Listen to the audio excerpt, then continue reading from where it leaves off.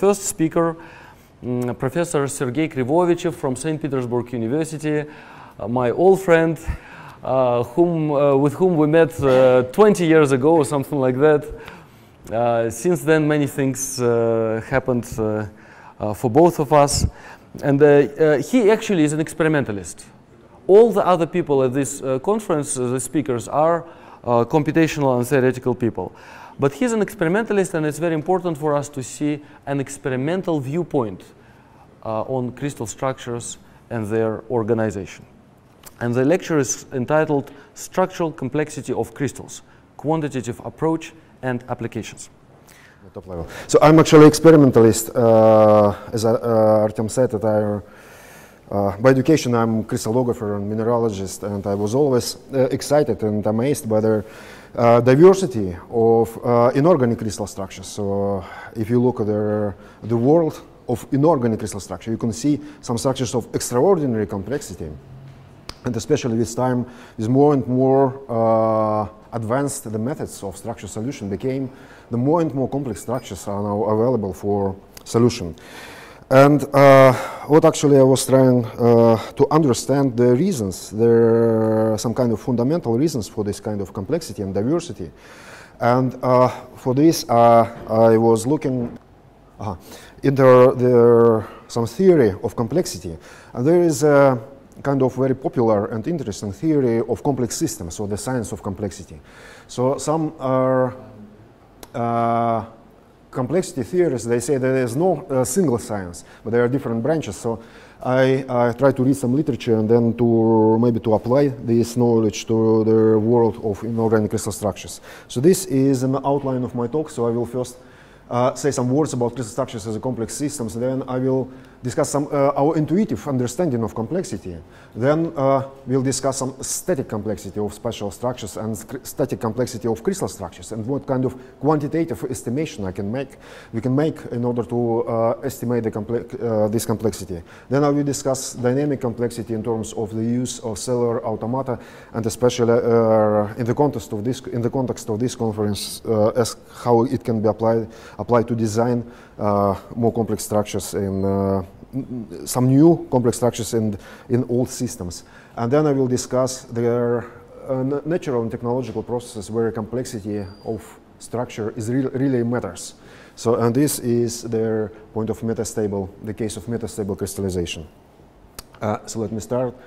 So as I said, there is a whole science of complex systems, and then one of the theoretician, this is Charles Bennett. He is a famous computer scientist, and in his paper published in a book published by Santa Fe Institute, and Santa Fe Institute is a leading world institute in the science of complexity, and so, he wrote a paper how to define complexity in physics and why. And in this paper, I just quote one passage. There is such intuitively simple objects such as perfect crystals. So for computer scientists and for the complexity theorists, the crystals are intuitively simple objects. See, so what? And this is just because they do not really appreciate, or maybe they just don't know how complex the inorganic structures can be. So for instance, this is structures of minerals of the concrinite sodalite supergroup, and so you can see there are some extraordinary complexity, and their point was also that the vertex of each of these polyhedron is not a single atom. This is a kind of their complex or cluster of atoms. So these structures are really very extremely complex. And these are two other examples. This is one very complex intermetallics, and this is one very complex zeolite. So there's really some issue of complexity devoted to crystals. So crystals are not intuitively simple objects. So the people who work with at least in organic crystal structure, they know that sometimes the structures are extremely complex.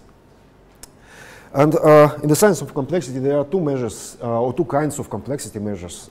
One is a static complexity, which addresses purely structural informational aspects, independent of the processes by which information is encoded or decoded, and then a dynamic complexity, which addresses the question of how much dynamical or computational effort is required to build a system. So static complexity is about some static situation, and the dynamic complexity describes dynamics of a system, of formation of system, the complexity of the process by which the system is built or is formed. And if we try to apply there, first I would like to say some words about static complexity. Each we would like to apply their feelings, our intuitive feelings of complexity to the world of crystal structures. Then we would say that the structure becomes more complex when symmetry is lower and the unit cell volume or the number of atoms is higher. But let us now consider some examples. These are examples taken from the world of minerals. So these are three minerals: andradite, orthoandesite, and elucide. And they all have 80 atoms in the reduced unit cell. And which one is more complex? So probably orthoandesite is more complex because it has a low space, low symmetry, it's orthorhombic symmetry. But what about andradite and elucide? They have the same symmetry, it's cubic, even the same space group. And they have 80 atoms in the reduced unit cell, but their unit cell volumes are quite different one from each other. So which one is more complex? So then the situation becomes more complex if we consider complexity of these two structures. These are monoclinic crystal structures, also some minerals. They also have 80 atoms in the reduced unit cell, and they have approximately the same unit cell volumes. So which one is more complex? So really we need a kind of quantitative measure of complexity in order to be able to compare complexity of different systems. And if you look at the static complexity, which is defined in complexity theory, this is defined in terms of amount of information that the system has. So the more information the system has, the more complex it is. And this is what is called static complexity measures. And the amount of information can be estimated using Shannon information theory, and Claude Shannon was a theorist in a field of one of the first theorists and probably most famous theorists in information theory. And he in 1948 he published a paper in he worked for Bell Laboratories in the US. He published a paper on mathematical theory of communications. He was interested in the processes of transmission of information transmission and storage and communication, and the ability of different channels to transmit information. And he proposed kind of simple formula which describes the information amount of a message consisting of n symbols. And if these n symbols can be subdivided into k equivalent classes, then their information amount expressed in the bits per symbol can be calculated using this simple formula. So here, this is py is a probability of the occurrence of particular symbol in a message. So it's calculated as a number of symbols of this kind in a message subdivided by the number of symbols in the message in the whole message. If we try to apply, and then this theory was also applied to graphs, so to some kind of geometrical and topological structures.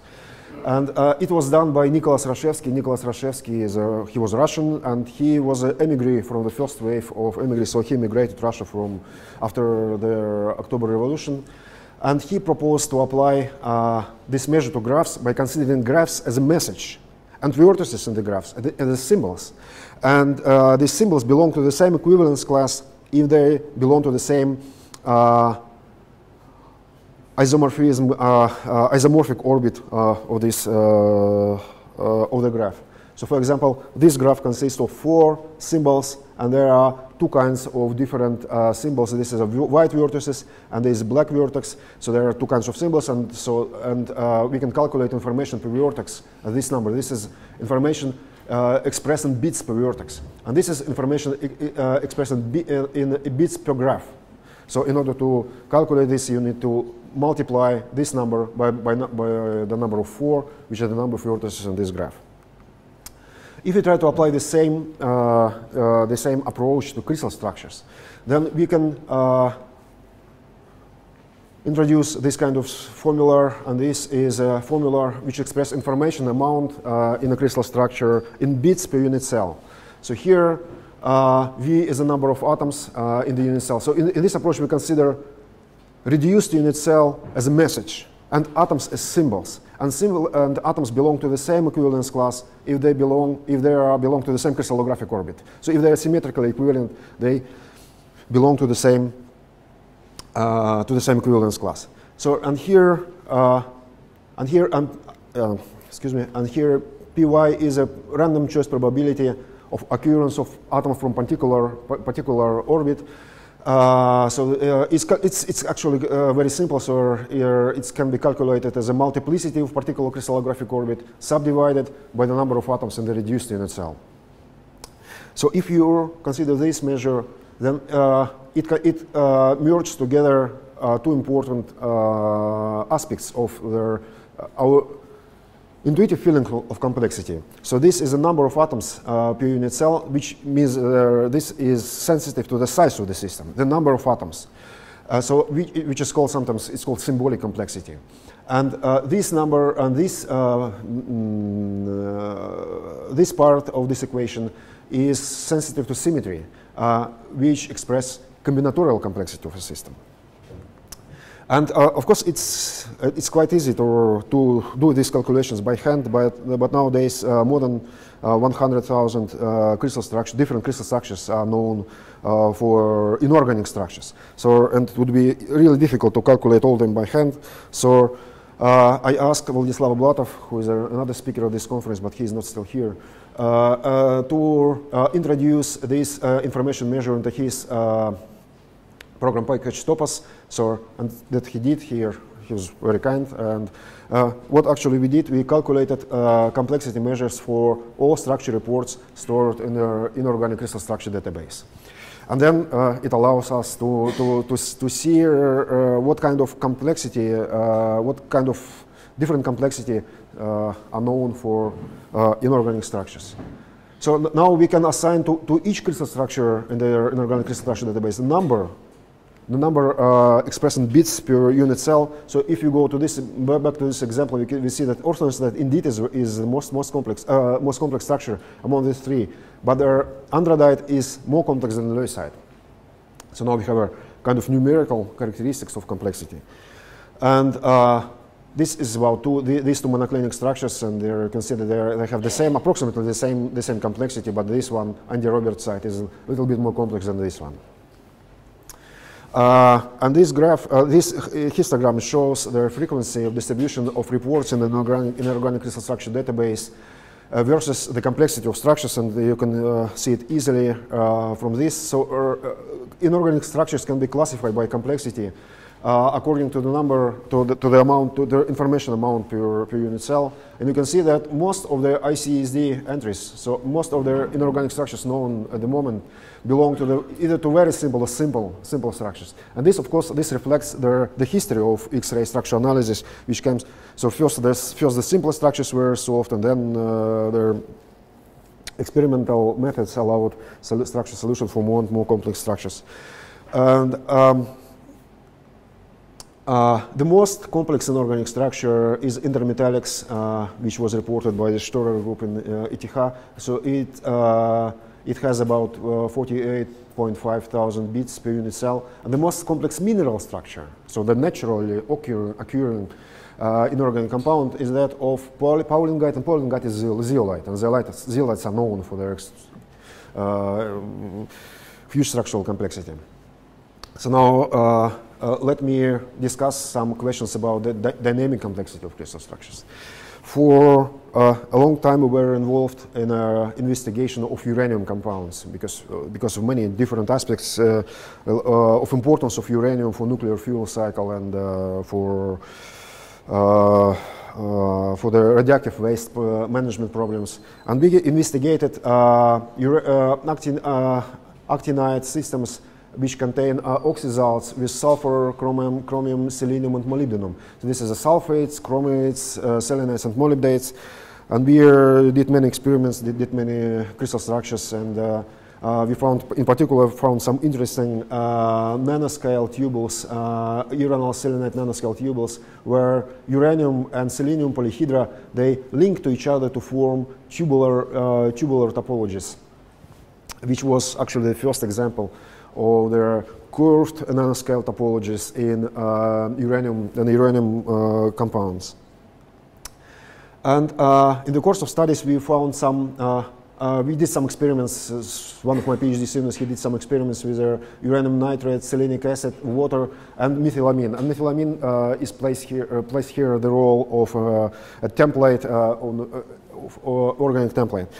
And in particular, he solved two structures with a uranium to selenium ratio 1:2. And here, uranium is yellow, uranium polyhedron, coordination polyhedron is yellow, selenium polyhedron is orange or brown. And so this is a chain structure, and you can see here this is a graph that describes topology of interpolyhedral linkage between this, polyhedra of uranium and selenium. And at the same time here, solving the same system with the same ratio 1:2, he solved another structure which is based upon this layer. So this is a two-dimensional graph which describes the topology of linkage between polyhedra, coordination polyhedra, and this layer. And there was another structure. So this was a third structure with the same ratio 1:2, but but with this structure we had big problems. So what we could see clearly the positions of heavy atoms, but the problem was that the positions of uranium were disordered. So these two positions were 50% occupied. And this is absolutely untypical for uranium. And we tried different structural tricks, structure solution tricks. We tried some twinning models and changing space group symmetry.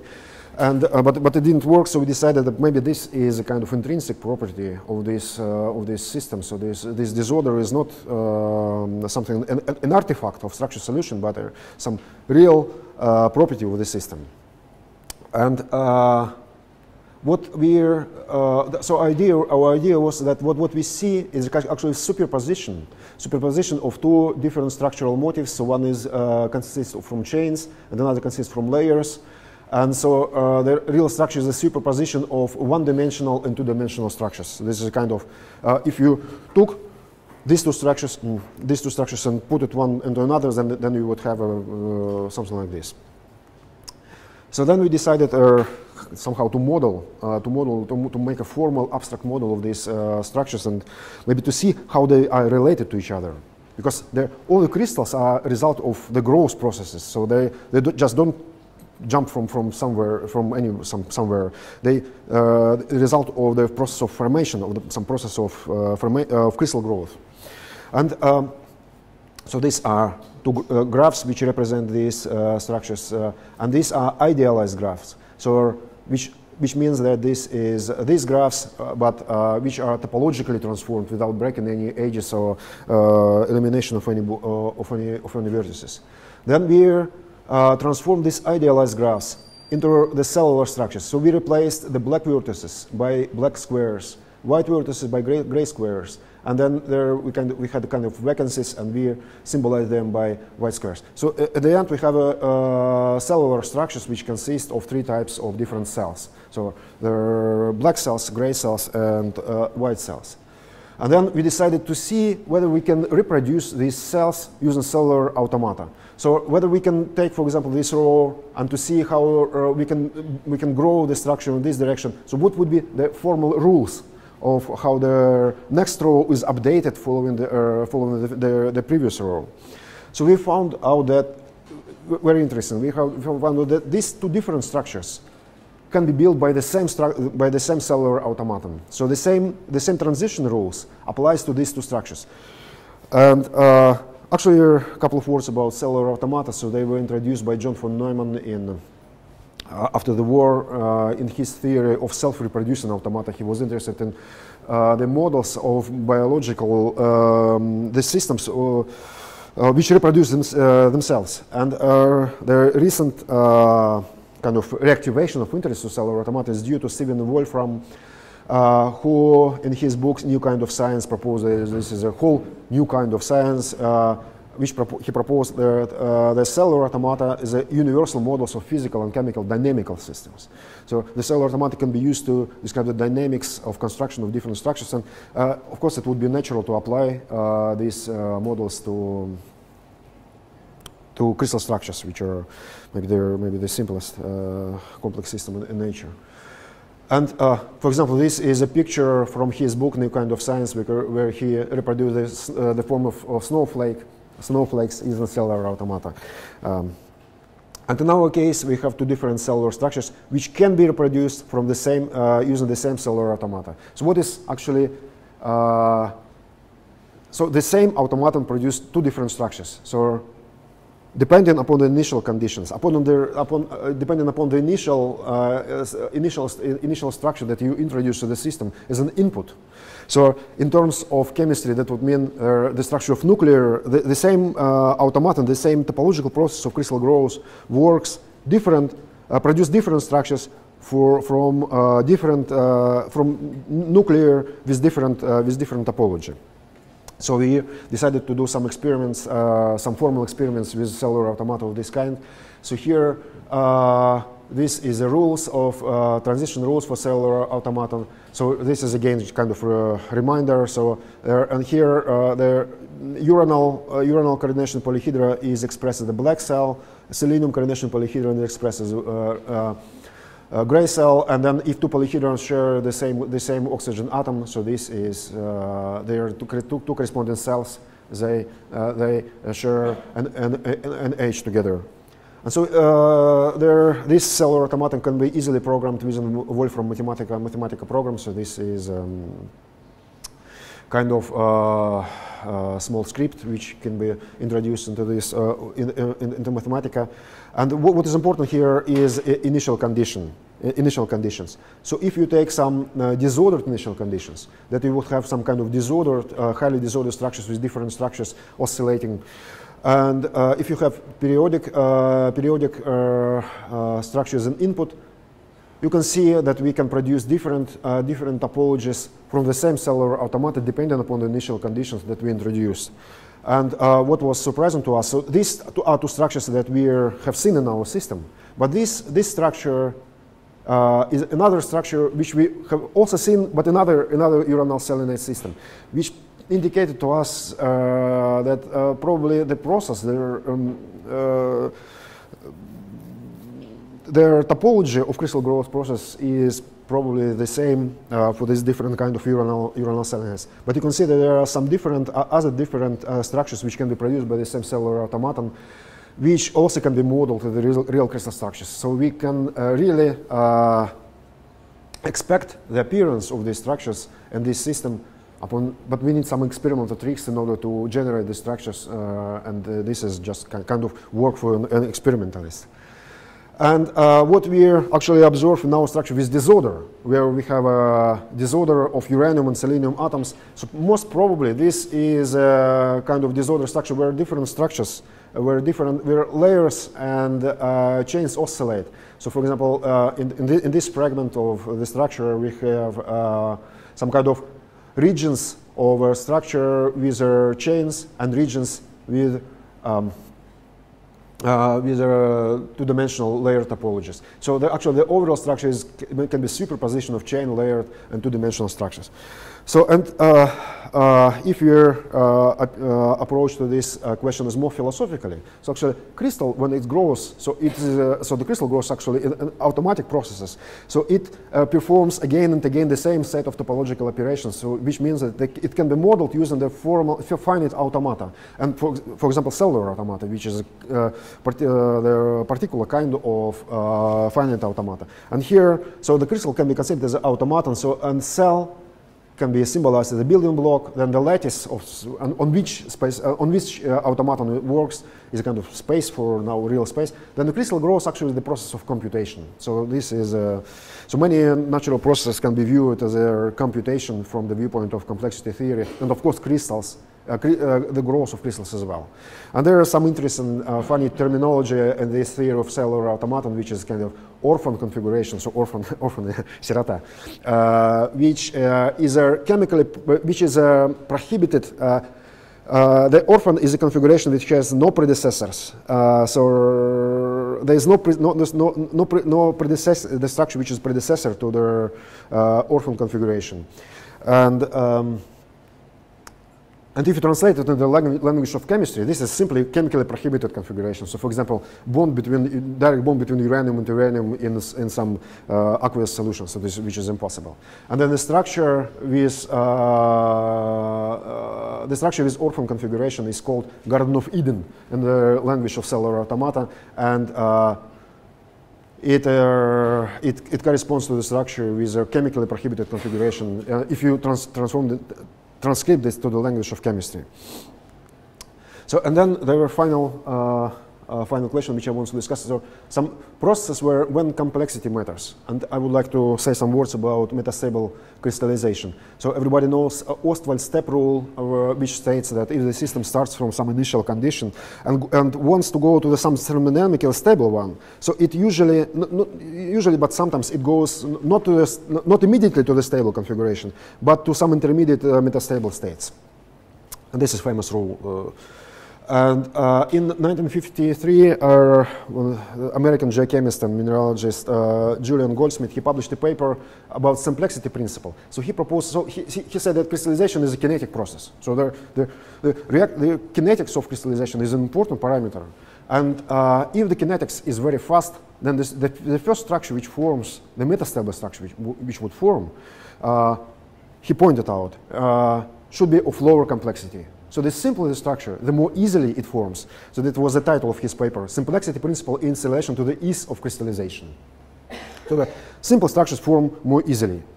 So I think this is also important for design, yeah, because sometimes, you know, in experiment you can obtain structure which is metastable, whereas you predict, for example, stable structure, but you observe metastable structure. So you have to really consider whether you are in a real minimum energetical minimum. So the most simple and most maybe interesting example is the structure of cubic ice. This is a metastable, so there is a cubic metastable ice which forms from supercooled water by means of spontaneous crystallization. So this is when crystallization is very fast. And this cubic, the formation of this cubic ice is very important for some coldest regions of Earth's atmosphere because its formation influences the shape of snowflakes. And then the ability of snowflakes to be transferred by clouds and by winds. So it's really some kind of relationship between metastable crystallization and climate science.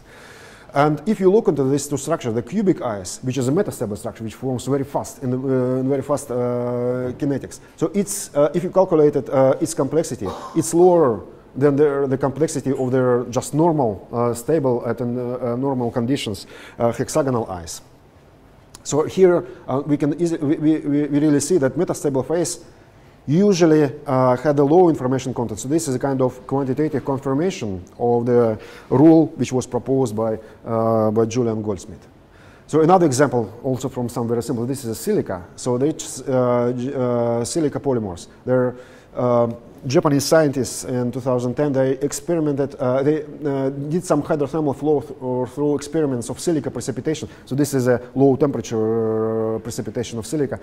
And responsible for quartz when formation, and they observed some sequence of metastable transformations. So they started from amorphous opal, then it transformed to low-ordered opal cristobalite, then to higher-ordered opal cristobalite, and then to quartz. And you can see here that the information amount per unit cell is increasing across this sequence of metastable phases. And another system, probably the last one, which I'm going to talk about, this is a system which attracted a lot of attention from physicists because this is a kind of spin ice structures. So this is, if you prepare the system from solutions, from macro solutions, the first phase which will form is a botulocide. So this is different polymers of the same composition. And these compounds actually, first they are minerals, so they are quite important, interesting. They also form on monuments. So for example, this nice color of the Statue of Liberty is due to the formation of brochantite and atacamite on the Statue of Liberty as the result of attack by acid rains. They also were used in former times as the pigments for ancient paintings. So for example, these atacamite plies were found in this Dionysius frescoes in Ferapontov Monastery in Vologda area. And if you look at this transformation, so I don't want to discuss some structural information here, but if you draw the complexity of structures versus the reaction time, so you just prepare this Maxwell solution and you leave this solution, and then you observe how the phase composition is changing. So you can see here that the complexity is gradually increasing with increasing reaction time. And so even we can get some experimental, so there are some experimental estimates of energy. So you can see with the complexity increasing, the energy is gradually decreasing. So there is a kind of inverse relations between information and energy, at least in this case. Yeah. So where we have quantitative estimates of complexity of energy. So this is of course, this is very rough and schematic cartoon which shows there how we can draw their evolution of the system in terms of energy versus information versus complexity, actually all information. So the system starts from some initial state of higher energy, lower complexity, and then it goes to the thermodynamically stable state, which is of higher complexity, and this is a metastable state. Of course, these metastable states are separated by some energy barriers, one from each other. And so, this is the final question which I want to discuss. Is there some fundamental relations between information and energy? And there was some famous Landauer principle which states that the erasure of one bit of information at constant temperature is associated with a release of energy. And he estimated this Landauer limit as a Kb multiplied by temperature and by natural logarithm of 2, where Kb is a Boltzmann constant. And so he pointed out that information has a physical nature. And as it represents a kind of negative contribution to the free energy of the system. And there were, in recent literature, there were some top-level journals, as Artem said, there were some papers published in Nature Physics. And for example, this was experimental verification of Landauer principle linking information and thermodynamics. And these authors, they point out that this energy between information and the relation between information and energy, it really makes sense. And even in some psychology journals, so you can see there is a paper, thermodynamic cost of fast thought. You see this, so don't think fast or you will be hot. Yeah. So this is some. I actually don't know, but this is some in journal Minds and Machines. So there is about relationship between energy and the thinking process.